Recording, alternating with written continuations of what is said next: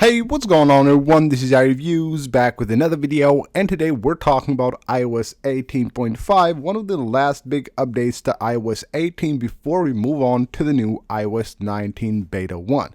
So this update will be released very soon, so here are 10 things that you must know and do before you update your device to the new iOS 18.5. Now first of all, talking about release, the first thing you need to know here is that iOS 18.5 is 99% coming on the 12th of May, so that's this Monday around 10 a.m. Pacific time as usual. That should be the time when Apple releases a new iOS 18.5, and then you can go ahead and update your device. Now when it comes to updating, you need to know also about the size of this update. Now you can see right here, updating from Beta 4 to the RC is around 7 gigs, but this will of course be way less if you're on iOS 18.4.1 right now. If you're on an older iOS version, it will probably be a bit bigger, but it should be around 2 to 4 gigs. That's the ballpark basically for this update, and of course it's always different on different devices, and of course based on which iOS you're currently at. So what I suggest you do before you try to install this on your device, make sure that you have enough free storage.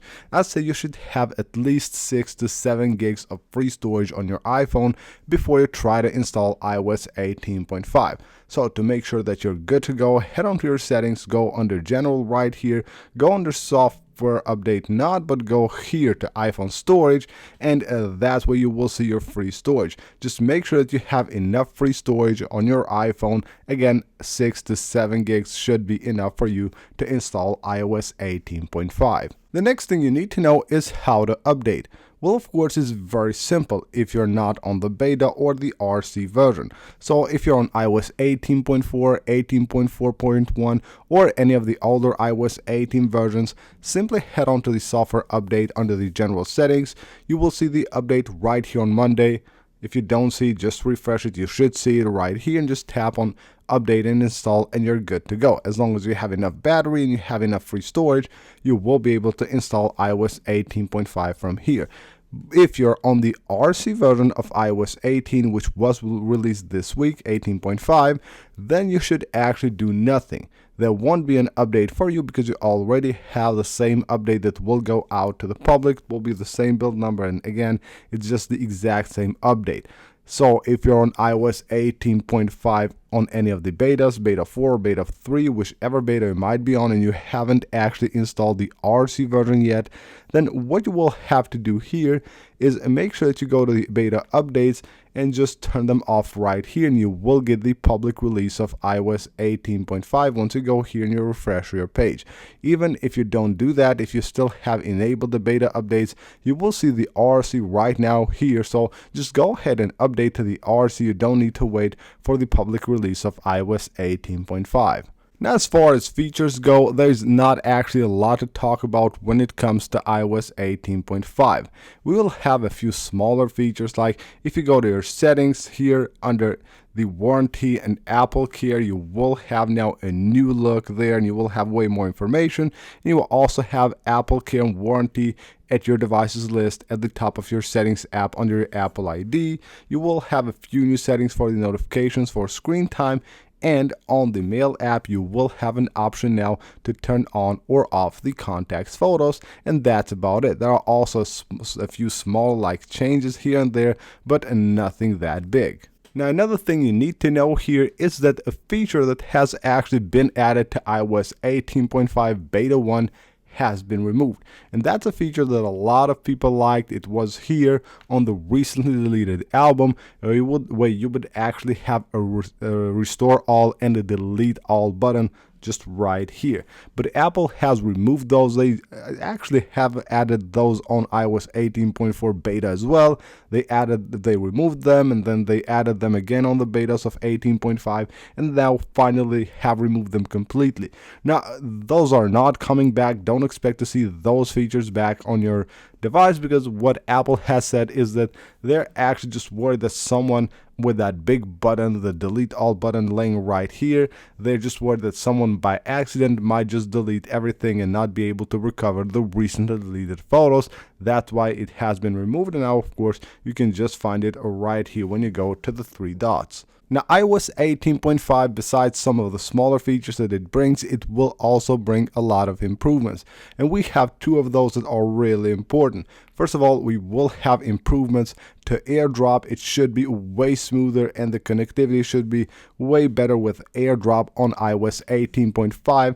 And the same goes for CarPlay as well. So if you use CarPlay with your car, then it should actually have fixed a few of the problems that a lot of users actually have been reporting with connectivity from your device to the car. That should have been fixed now as well.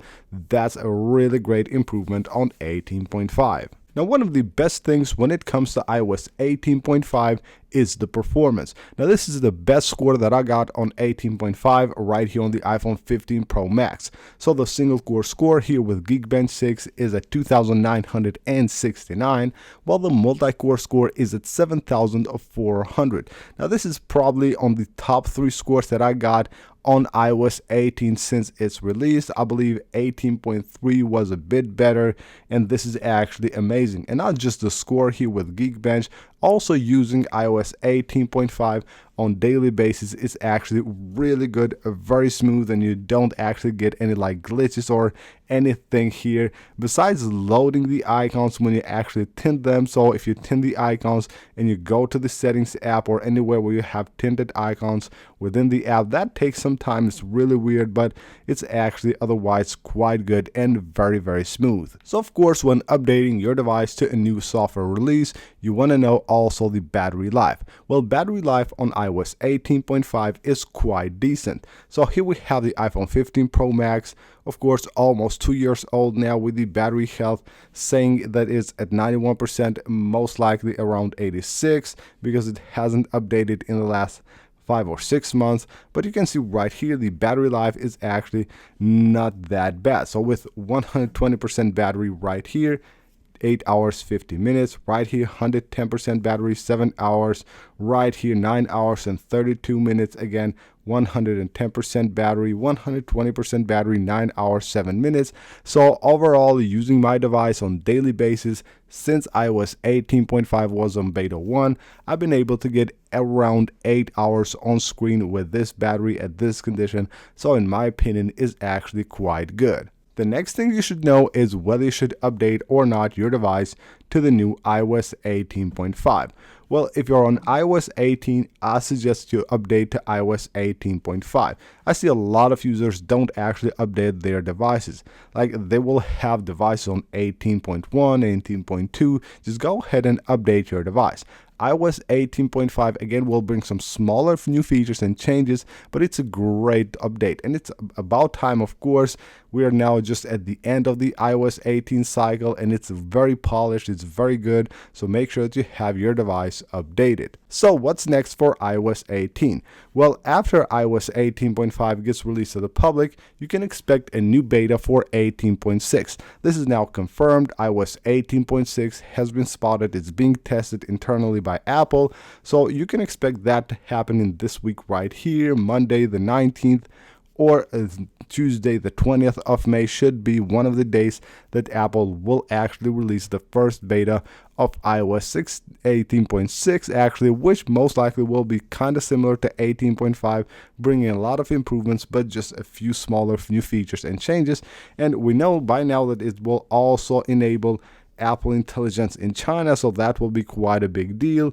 So that's what's next for iOS 18, and of course then on June 9th we will have the first beta of iOS 19. So that's it for this video, guys. Hope you guys enjoyed the video. Leave a like if you did, subscribe for more, and I'll see you on the next one.